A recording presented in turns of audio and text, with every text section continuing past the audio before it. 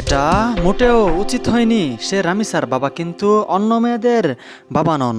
এদেশের পুরুষ মানুষের রক্তই মনে হয় সমস্যা আছে। নিজের ফুটফুটে মেয়ে রেপ হয়ে মারা গেছে, বিচার চাইতে গিয়ে অন্য মেয়েকে অস্বস্তিতে ফেলে চুমু খাচ্ছে রামিসার বাবা। ছেলেরা হয়তো জানে না, মেয়েদের শরীরে অন্য বেটার হাত লাগলে শরীর ঘিন ঘিন করে ওঠে।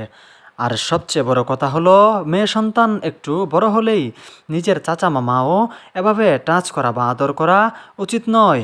এখানে সবাই আরও একটু বিষয় মতামত জানাচ্ছেন যে রামিসার বাবা একটু আবার দেখাচ্ছেন সব কিছু।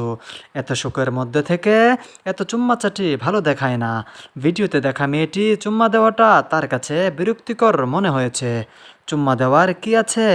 মেয়ের সমতুল্য মাথায় হাত বুলিয়ে দিলেই তো হতো। বাচ্চাটা কিন্তু ওনার চুম্মা খাওয়াটা পছন্দ করেনি।